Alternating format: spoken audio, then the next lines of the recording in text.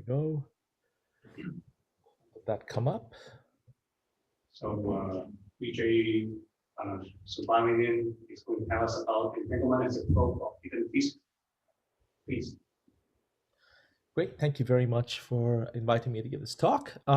So, in the previous talk, Juan described the use of entanglement as a very interesting probe of the physics hidden behind the horizon by using the entanglement with Hawking radiation.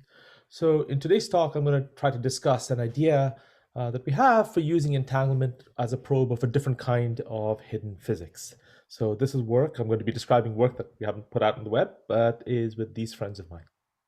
Okay, so the idea of this talk is to recall that in string compactifications, the structure of the theory typically contains various pieces. There's a visible sector, which is the particles that we see. There are moduli fields, which are going to be some sort of scalar fields that typically come up in string theory, whose expectation values wind up fixing the coupling constants of nature as we see it.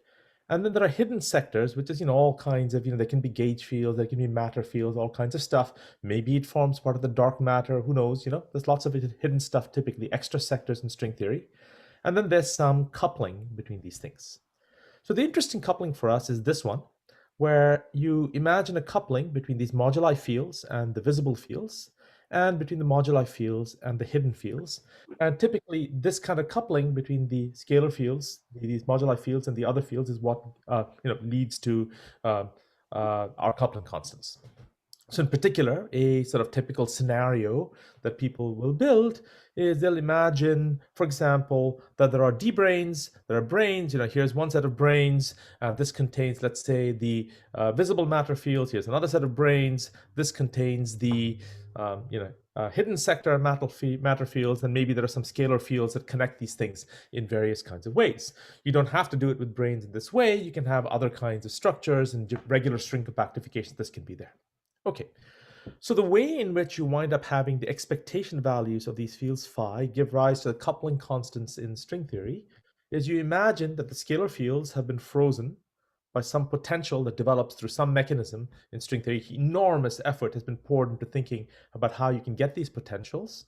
And you suppose that they lead to, that they give these fields a very large mass squared. So they're sort of frozen at the bottom, and the frozen value determines the couplings. There are also typically some constraints on phi I on the hidden fields, all kinds of different kinds of constraints. But despite that, there are many possibilities for what this hidden matter could contain. So here's the idea that I'd like to explore a bit today. So you see, the moduli fields, these scalar fields, which in the end determine our coupling constants, are supposed to interact with everything, and in particular interact with the hidden sector fields. So by definition, effectively, because they interact, they're going to be entangled together. Namely, if you like, in some sense, the wave function for phi and phi I for the moduli fields and the hidden fields are going to not factorize. So the question is, can we use this kind of entanglement as some kind of novel probe of the hidden sector physics? Just as we know how to use entanglement with Hawking radiation to probe the interior of black holes. So this is just a speculative talk on maybe trying to use such entanglement as a new way of trying to see that at least these fields exist, right? So at least to try to do that. So we'll discuss that a little bit today. So the basic idea is that we don't observe the hidden fields, phi I. So the usual rules of quantum mechanics say that you should construct a density matrix by tracing these things out. And you can describe then the physics of what you can see in that density matrix. Now, because the moduli fields, which gave you your coupling constants, were entangled with the hidden sector fields, well, after you trace out or integrate out the hidden sector fields, you should find that the moduli fields are in a mixed state. So if they're in a mixed state, then phi, these things again that give rise to the coupling constant, should act as if they are sort of statistically random and drawn from some distribution. So today I'm going to try to argue that, in fact, this is an interesting thing to consider, or an interesting way of thinking about this system, and that therefore we should sort of fit experiments as if the coupling constants are drawn from a distribution on an event-by-event basis, and this has the potential to give us some interesting information about possible hidden sectors.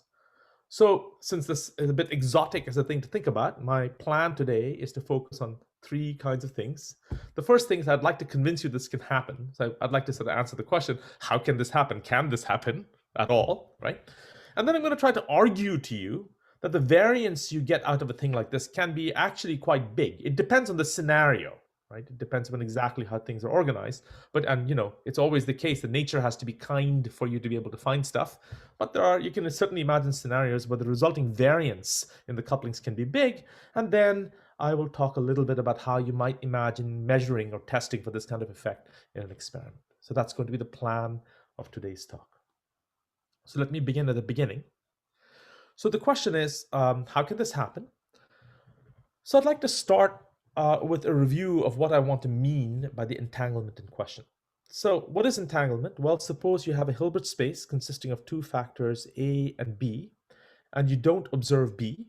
Then you're supposed to write down the reduced density matrix on A, row A, by taking, you know, the density matrix for the entire system, psi. Here I'm assuming the whole system is in a pure state, and tracing out the second system B. This is supposed to give me the reduced density matrix on A, and then the usual rules tell me if I wish to compute, let's say, some correlation function or some expectation value or something of a bunch of operators OA, well, I put them into this thing with row, multiply them into row A and take the trace, and that gives me, that is a way of calculating what the correlation function is. So usually, if you, in your basic quantum mechanics class, when you take it, you practice doing this with spatial boxes. You have some quantum system, you have two boxes, A and B, you agree you won't look inside B, so you trace out the degrees of freedom in B, and you get some row A, and you do your calculations, and you're happy. And you know, as Juan was saying, if you have entanglement of this kind, one sign of that entanglement is this reduced density matrix will have a non-zero von Neumann entropy. That's the, or equivalently, you can say that A is in a mixed state. Now, no one ever tells you that you have to do this with spatial entanglement. You know, that's the most natural way to think about things, because in field theory, you know, we have locality. So it's natural to think about, you know, spatially separating boxes, but you can do this with any separation you want of your Hilbert space. Nothing stops you. So for example, you could have taken momentum space and divided up, you know, in momentum space into the infrared and the ultraviolet, and decided that you're only going to do experiments in low momentum modes, in which case you don't actually observe the high momentum modes, and so you could trace those out. And if you do this, you will get a kind of low energy density matrix. And doing this is related to doing the normalization group. It's not exactly the same, but it's related to it. And there's this paper with Mark van Ramsdonk in which you can read about that. You can do this in other ways. You can do this with internal degrees of freedom. So imagine, for example, your degrees of freedom are all matrices, right? So at each point in space, you've got a matrix. So nothing stops you from dividing up the matrix into, oops, that's not what I wanted to do. I had wanted to, I'm still getting used to this iPad way of giving talks, okay? So you could divide up the matrix into parts like this and trace over parts of the matrix and just get the density matrix for the remaining degrees of freedom in the matrix.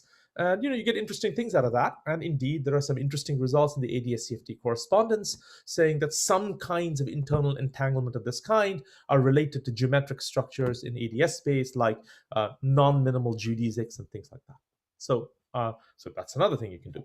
You can do this with strings. So you could imagine taking some space and dividing the space into two parts like this. And then you can imagine strings that are localized on one side or partially on one side, another side.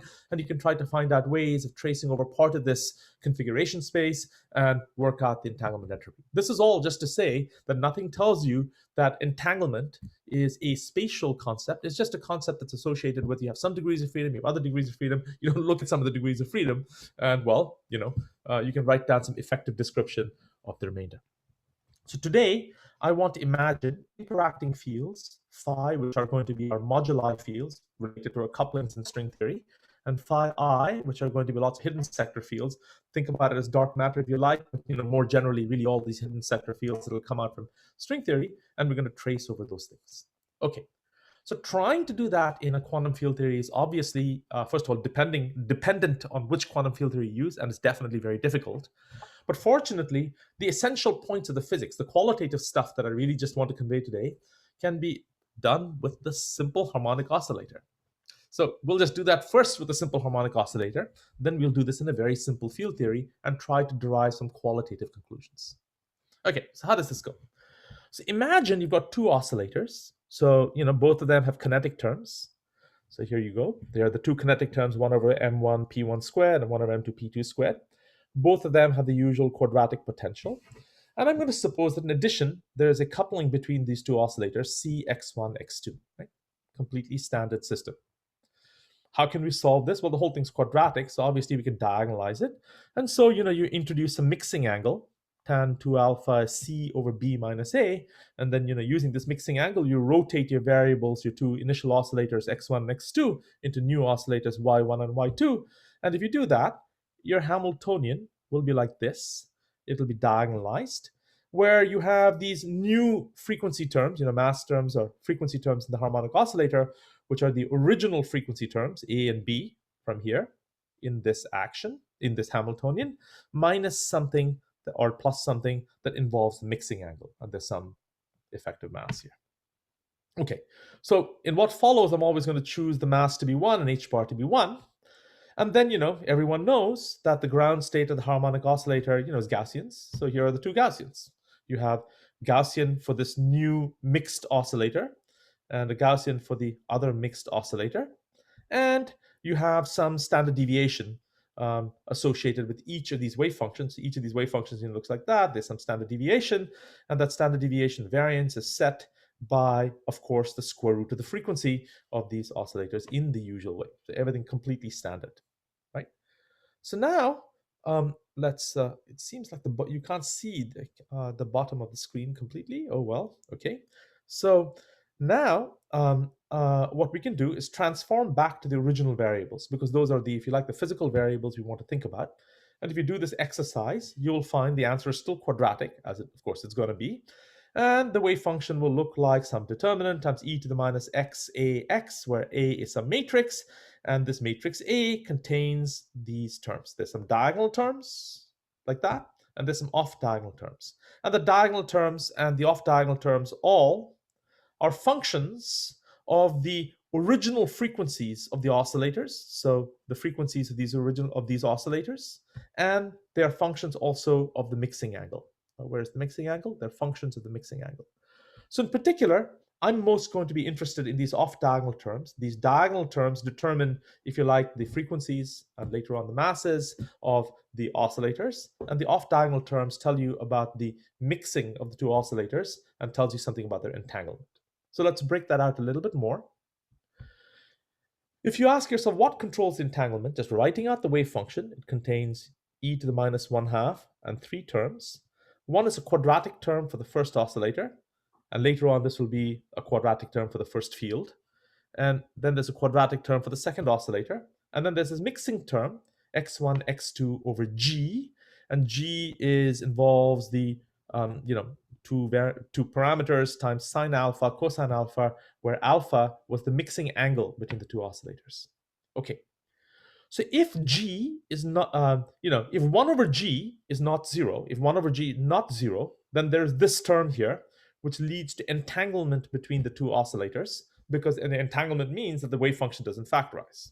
So let's first ask, under what circumstances do you not get any entanglement when these things act like they're free? Well, remember the original Hamiltonian involved quadratic terms plus an off-diagonal term, and the mixing angle was C over B minus A.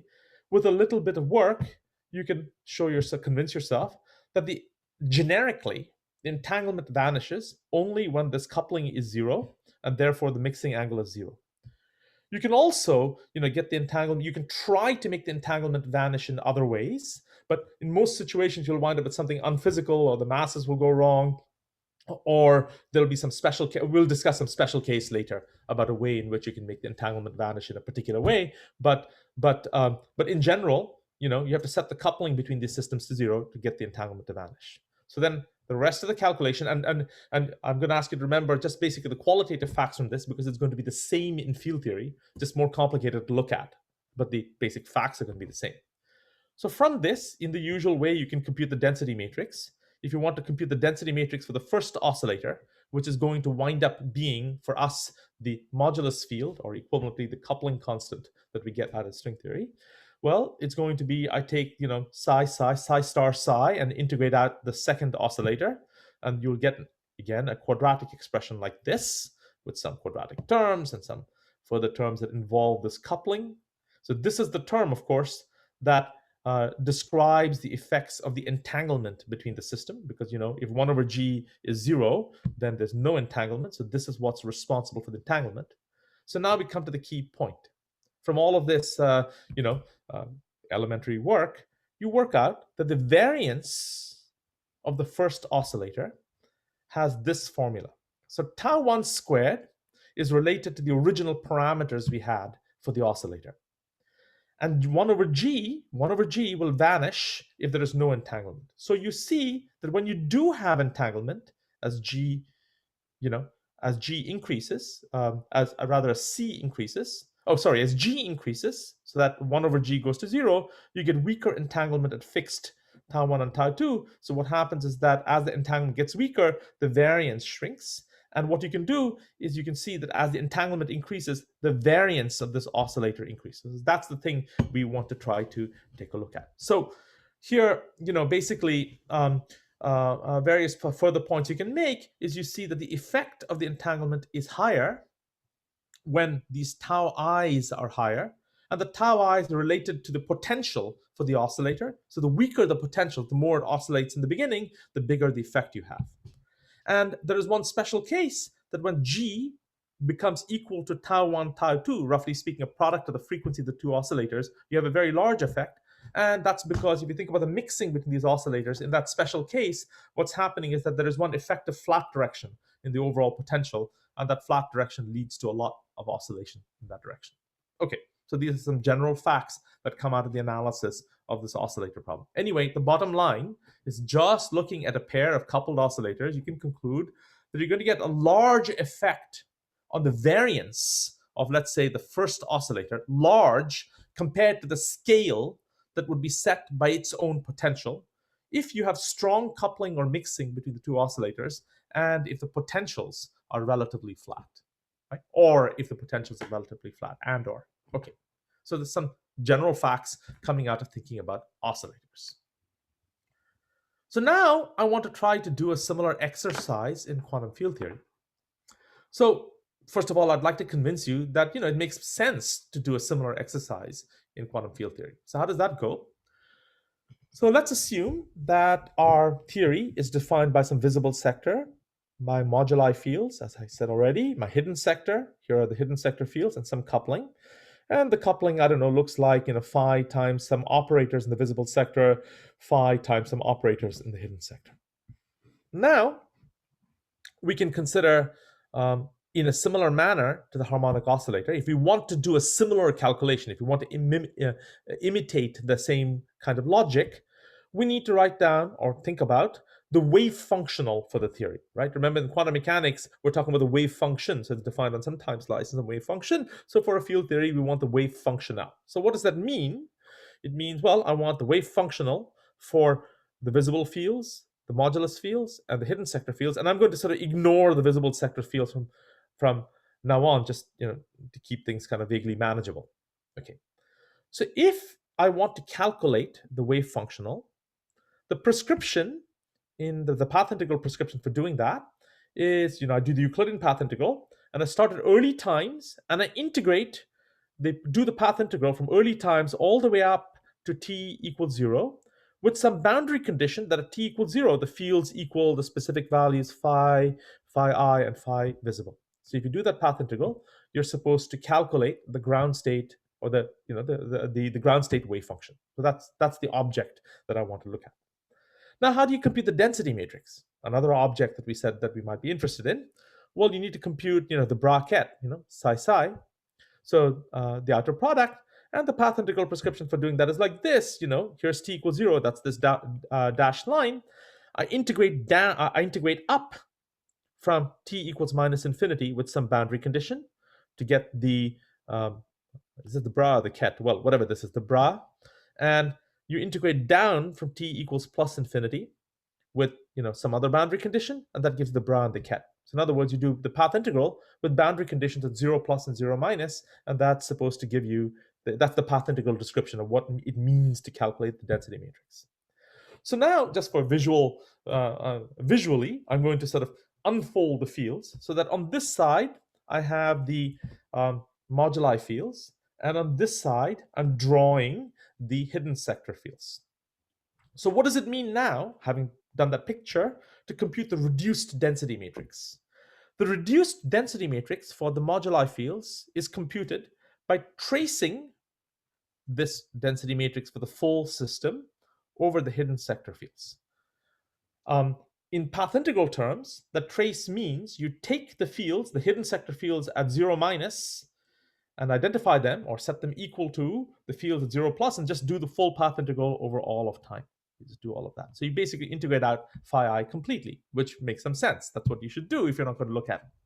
And then your correlation functions, just imitating exactly what we were doing with the harmonic oscillator, are supposed to be given like this. I take the trace of the product of my operators times the reduced density matrix, which is this object we just computed. And that, what is that going to be equal? If I was going to do the path integral description of this, well, I'd put down the integral over all the fields, I'd put the operators, e to the minus s. But that's exactly what I should do. That is the path integral description of a correlation function. So again, in terms of pictures, we do the path integral backward in time up to here, up to 0 plus, forward in time up to 0 minus. We agree that the boundary conditions sew together the fields, the hidden sector fields on the two sides across t equals 0. And we do the same thing for the modulus field, except we put some operators down at various points on the t equals 0 axis. Okay, so that's the calculation you're supposed to do. So how would we actually do this calculation? It's all very well to talk about it. What would you do? So in a perturbative field theory, you would do all of this sort of in some kind of diagrammatic expansion. You need a tool for doing these calculations, and that's how you would do it. You'd have various diagrams, you would add them up, you'd get what you get. So for the purposes of this talk, because I really want to make a qualitative point, or go after a qualitative point, I'm going to imagine a very simple toy model, which is, modeled on that harmonic oscillator example. So I'm going to imagine the Lagrangian for the theory has some visible sector fields, some quadratic term with some green function between. And then I have the modulus fields, phi g phi. I have my hidden sector fields. Now this time the g, which sort of goes between, the quadratic term here has many indices because there are many hidden sector fields, which I want to keep in mind. And then I imagine I have a bunch of couplings. So I have the couplings lambda j, which are connecting I have some coefficients lambda j, if you like, that are connecting my modulus fields and my hidden sector fields. And as I did with the harmonic oscillator, I'm going to ignore the visible sector fields for now. Okay, forget about them at all.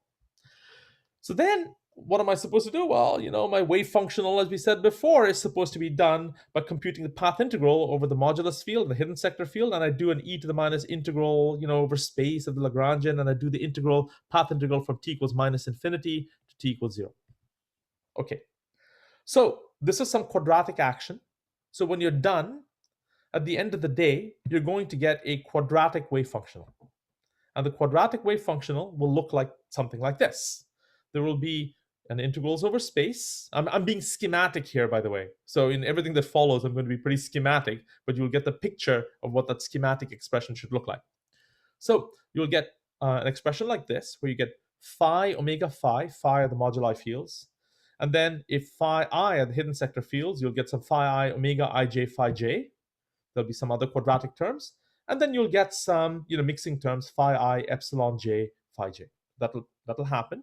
And just like in the harmonic oscillator, you can try to work this out.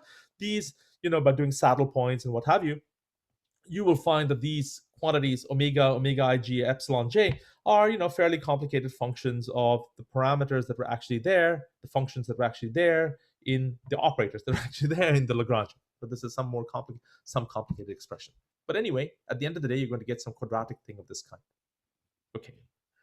So what we want the reduced density matrix of the modulus field. So I want to take the trace on phi I of psi star psi of this kind.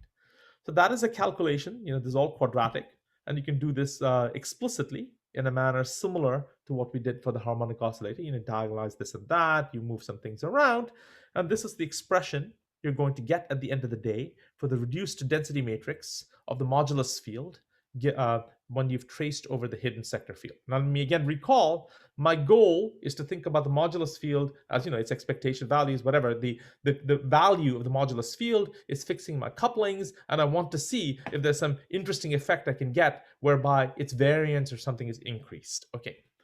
So my reduced density matrix then for the modulus field looks like this. There's some, phi omega phi, and then there's some additional term that looks like phi plus phi prime, phi plus phi prime. Phi and phi prime there are two. There's a phi and a phi prime because there's a bra and a ket. The phi is the bra, the variable, the phi prime is the ket variable, that kind of thing. And then there's this omega tilde that appears here in between. And the omega tilde is related to the parameters of this hidden sector and the couplings to the hidden sector as follows. There's a 1/8, but there's an epsilon I, epsilon j. Those were these parameters here. That with the mixing terms times an inverse of this omega ij. So that's the quantity that you get at the end of the day. Okay, so let's push on. So here I'm repeating again what the wave functional, the form of the quadratic form of the wave functional that you're going to get in this system. And here I'm repeating again the reduced density matrix that you get by taking psi star psi and then integrating out phi I. Okay, so now if you let omega effective be this parameter omega over 2 minus omega tilde, you can rewrite all of this in this nice way. So you get two classes of terms. So you get the reduced density matrix includes one quadratic term built out of the difference between the bra and the ket variable, the difference variable. And you get another quadratic term built out of the sum of the bra and ket variable. So now we see what's going to happen. If you wish to compute, let's say, the 2-point function, phi phi, right? The quadratic, that's what you do to compute the variance of phi. You want to compute the expectation value of phi phi. You want to take the trace of phi phi times the reduced density matrix, right? Because you're taking the trace, phi and phi prime are set equal. So this term makes no contribution. It's this term that makes a contribution. And you can work out that the variance of this quantity phi is related to omega inverse, omega effective inverse. So that's going to be the net result that you get at the end of the day. And what I want to do now is to think about this omega inverse and ask, is it conceivable that this thing is, big in some way, or bigger than would be bigger than the natural scale set by the masses of these things in some way? Okay, so once again, this was the expression we had. So we just said that the variance of this modulus field is going to go like omega inverse effective, where omega effective was this parameter omega over 2, where omega was the term in the wave functional that multiplies phi. It's like the quadratic piece of the wave functional, and minus omega tilde, which involved epsilon and 1 over omega ij, epsilon being the mixing term in the wave functional, and omega ij being the sort of quadratic term for the hidden sector. Now, this is clearly model dependent.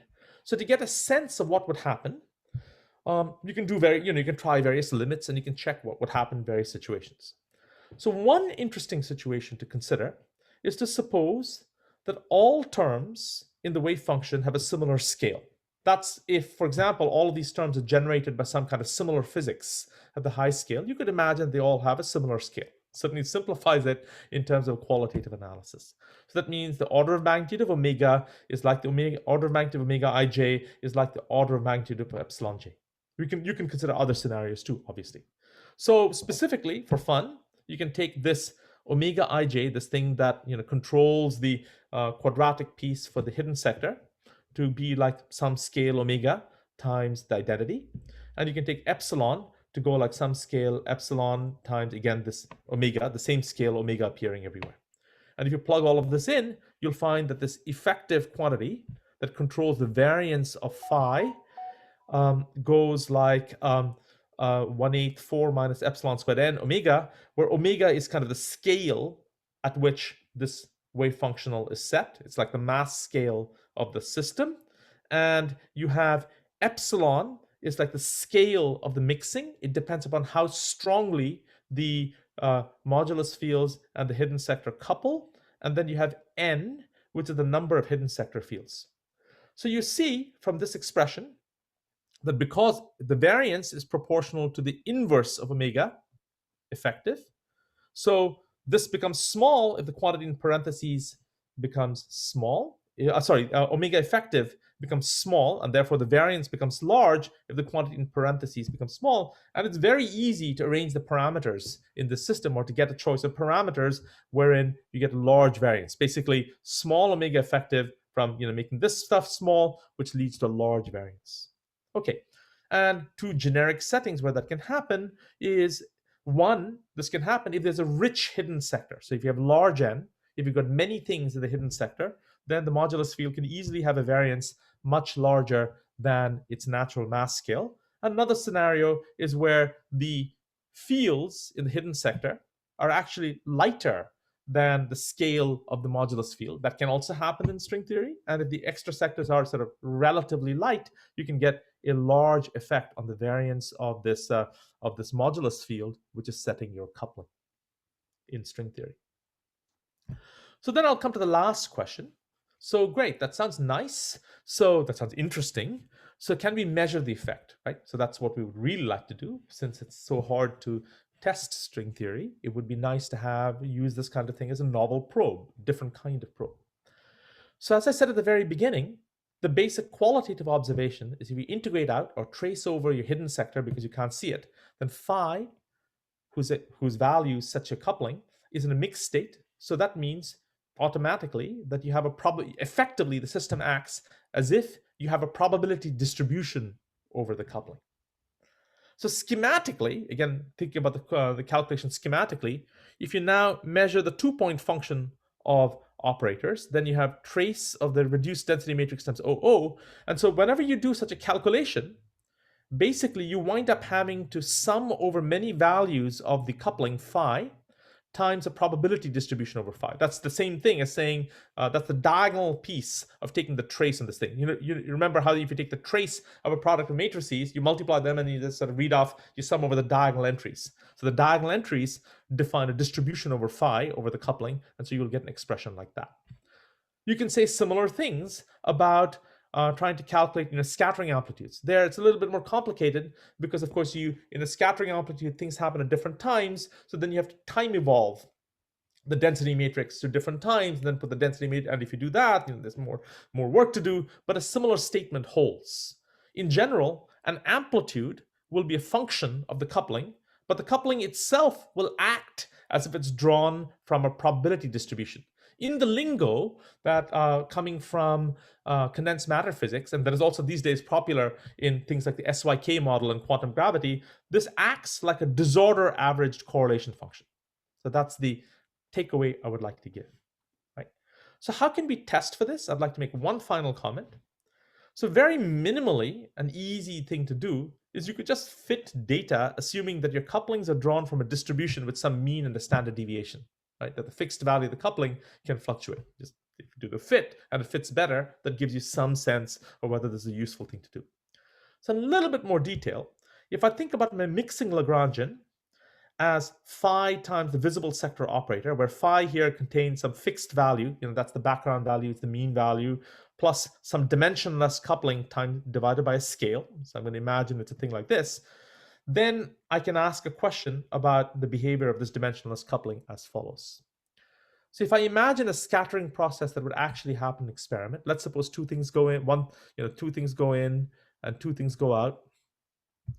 Then strictly speaking, the way this actually happens in the system is, you can have this process or you can have this process. And of course, you have 2 appearances of the coupling, and here you put 3 or 4 appearances of the coupling. And of course, each diagram is summed over trajectories and over locations of the interaction vertices. So actually, when you measure a scattering process, you're not getting one draw from the distribution over couplings, even if there is a distribution over couplings. You're getting many draws, and you're sort of averaging over them, because you're summing over many of these draws. So you get multiple draws and you get them in multiple places. So there's an average that happens over space. So how do we so that's going to reduce the variance you can measure. So in practical terms, that's going to reduce the effect of seeing a variance. So we can estimate that. So if Q is the energy scale of the experiment, then the averaging occurs on a space-time volume of size of order Q to the -4. Okay, so now recalling that this parameter omega inverse effective set the variance of phi, let me suppose that this effective parameter is associated with some effective mass scale m effective, right? As I've already discussed, this effective mass scale may or may not be the natural mass scale associated with the original string theory. So now then, by dimensional analysis, you can work out that the variance goes like this: energy scale to the fourth divided by the effective mass to the fourth. And this leads to this final result that I'd like to mention. So given that fact, you can ask the following question. Can you use this to test whether or not such entanglement with hidden sectors is present? So this result says that suppose you make a measurement at an experiment at an energy scale Q experimental, and that you have an experimental precision delta lambda, right? So we know that the variance in the coupling is supposed to go like the energy scale of the experiment to the fourth divided by the mass scale at which you're supposed to see the effect to the fourth. So if you haven't seen something, if you have a null result, you know that this quantity, the measured variance, was less than the precision of the experiment, right? That's what a null result would tell you. So turning this around, this tells you the mass scale at which this effect is supposed to appear, the effective mass scale, is bigger than or equal to the experimental scale to the fourth divided by the experimental precision squared. So that gives you a limit on the mass scale of this effect. So we can now consider two scenarios. In atomic experiments, the energy scale is about 10 electron volts. The precision at which we can measure things is about 10 to the minus 10. And so if you plug all this together, what you find is that the limit on the range at which you can measure this effect goes up to about 1 MeV. At the LHC, if you stick in that the energy of the collision is about 1 TeV with an anticipated precision of 2 decimal places, then you see that you can probe this effect up to a mass scale of 10 TeV. So basically, given these sorts of assumptions, I'm trying to argue that if you agree that this kind of entanglement with hidden sectors can produce an effect, you can use this, or you can use setting bounds in this way to extend the reach of experiments by 1 order of magnitude by testing for the variance in the couplings. So that's the bottom line. And here's a question I'll leave you with. Can actual stringy model building scenarios accommodate an M effective that's low enough to produce an effect consistent with the other constraints? So that's the, and I'll stop there. Thank you for a very nice talk. Yeah. Any questions from audience?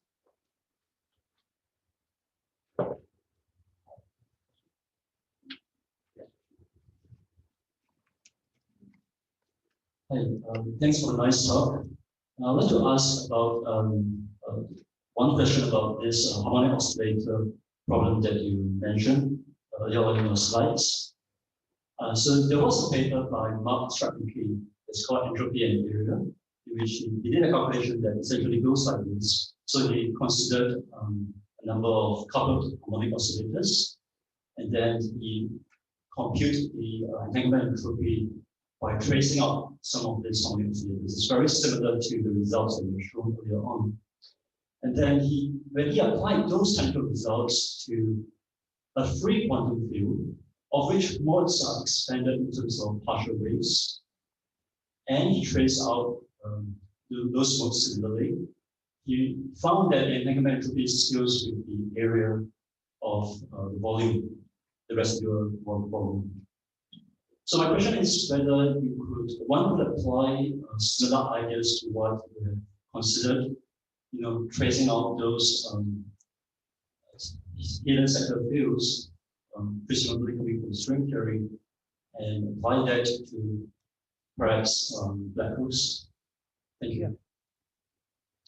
So several comments. So I'm having some trouble hearing through the microphone, but I think that the question was an interesting one. It was about the work by Srednicki, talking about coupled oscillators and how tracing out some of them produces entanglement with the rest. That's a very interesting paper and provided some of the backdrop for much of the recent thinking. Indeed. So the techniques in that paper, of course, that's a toy model, just like this was a toy model. and inform certain aspects of how, if you trace out some oscillators, the rest of them have an entropy. It does, those absolutely have a bearing on the increase in the variance of the observables because you have this other sector.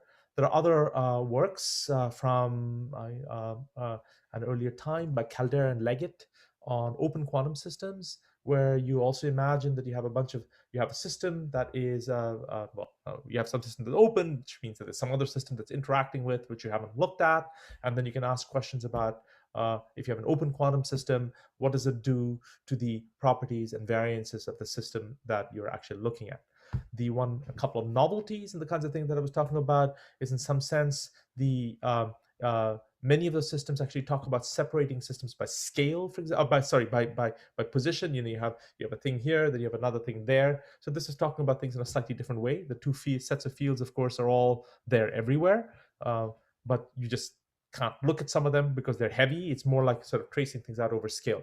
But all these techniques are indeed. I think the question, if I heard it correctly, is can you use those methods in these kinds of analyses? And I think the answer is yes. Really applying these things in a field theory is more complicated. And so I think there's a lot of work that's interesting to do to understand more clearly how to apply those kinds of classic techniques in the context of quantum field theories. So I'm not sure I answered your question because I'm not sure I completely heard your question, but I hope I did. Did you answer your question? Yeah, that's okay. Any other question in the audience? Nice talk. I just ask a layman question. Can your analysis apply to, for example, the Higgs quantum model, the standard model coupled to some hidden setting through the Higgs model? Any specific features? Yeah. Would you or someone else please be able to repeat the question, because the microphone was breaking up? Yeah, I just asking, can your analysis apply to some, for example, Higgs quantum model, the standard model particle connect coupled to Higgs, some hidden center to Higgs? Yeah. So I think the question was, can your analysis apply to something like the standard model coupled to Higgs and other stuff? That would certainly be the hope, right? So one challenge is, of course, we were thinking here in the sort of language of string theory, producing the low energy world. And, as there are well-known challenges with producing a completely viable, there have been many models from string theory that look, roughly speaking, like the low energy world plus added stuff, but precisely nailing everything to match everything up has not happened. But I agree completely with you that the philosophy of this work is not to worry too much about, well, is it string theory, is it this, is it that, but instead imagine that there is something like the standard model, let's say, there is the Higgs, and there's a rich hidden sector of some kind, which, increasingly, to think about dark matter, people talk about rich hidden sectors. And indeed, the idea here is to say, well, suppose there is such a thing, then one signal of that would be, if things like the Higgs couple to all of that stuff, it will effectively produce a variance in the Higgs. So the answers for how much that variance will be, as I tried to note, will definitely be model dependent. So what you want to do is either work in specific models that are interesting to see how much of an effect there is, or try to produce a generic statement that if the variance is so big, then it means that there is some effect, there are either so many fields, or this is their mass scale, this, that, or the other. So that's the kind of way I was trying to do things, to try to steer clear from actually stating a particular model. But absolutely, you could nothing here that I said actually depended on string theory. This could be entirely a model that consisted of the standard model plus the Higgs plus the standard model includes the Higgs. Standard models and the Higgs coupled to some complicated dark sector. You could do exactly the same thing. I hope I answered your question, and I hope I heard it correctly. Future work. Any other questions? I have a simple question, Vijay. Similar idea has been applied to for example, to make claims about the value of the cosmological constant in zero by considering some hidden set. So is it relevant to your work here? Yeah. So the ideas that have been applied to the cosmological constant have thought about a probability distribution for the cosmological constant, but not coming from this kind of entanglement, right? So there have been famous ideas going back to Weinberg and others about how if you imagine a probability distribution over possible values, where should that thing be? Then there have been ideas coming from string theory involving, suppose you have a landscape of vacua, where will you sit and stuff like that. I think it's interesting to consider that if the cosmological constant itself is determined by the expectation value of some scalar field, and that scalar field happens to be entangled with something else, then you could definitely consider a thing like this. And there's another question here of whether every time you sample the cosmological constant, if it's going to be bumping around in some way. So it's not so. I think the thing that I find novel or interesting in that with regard to the cosmological constant. I'm not sure if this tells us anything new about the cosmological constant per se, but perhaps it's highlighting a different sort of mechanism than simply saying that there are different classical values that you could have populated for it, and either by anthropic selection or by cosmological selection, you wind up in one or the other value. So this is trying to take a different perspective that really the thing jitters. The field jitters. There's a distribution that arises, the thing jitters, because there's other stuff that it's interacting with that you've actually taken out. So, but yeah, I mean, it reminds us indeed. Reminds us indeed of this idea about the cosmological constant. The other thing that it reminds us of is the work of Coleman from the 1980s. You'll recall that he had these ideas, again, to address the cosmological constant. And it's possible that that's what you were actually referring to, and that I may not have fully understood, where in order to try to address the cosmological constant problem, and indeed various things about the couplings, Coleman imagined that there were these sort of wormholes that connected you to elsewhere, and you integrated out those wormholes. And now we understand that there are some conceptual connections between wormholes and entanglement. So if you wanted to be poetic about some of the things I said, you could go off and start thinking about, well, if you've got entanglement between this D brain, or this brain containing the visible sector, this brain containing the hidden sector, does that entanglement get realized in some conceptual sense as a kind of wormhole of some kind? We could go off on that direction too. But I've tried to keep this. So I think that may have been what you were talking about, and so I'm agreeing with it. But I tried here to not go in that direction, try to keep things very practical in terms of just this field theory. Basic philosophy. By the way, hi Chong-san, I haven't seen you in a long time. Yeah, it's good to see you. Doing well. Yeah. Okay. Because of time, so I think we have to thank Vijay again. Thank you. Next talk is by Pedro Vieira. Are you to see online? Hello? Okay. Can you maximize the screen? Yes.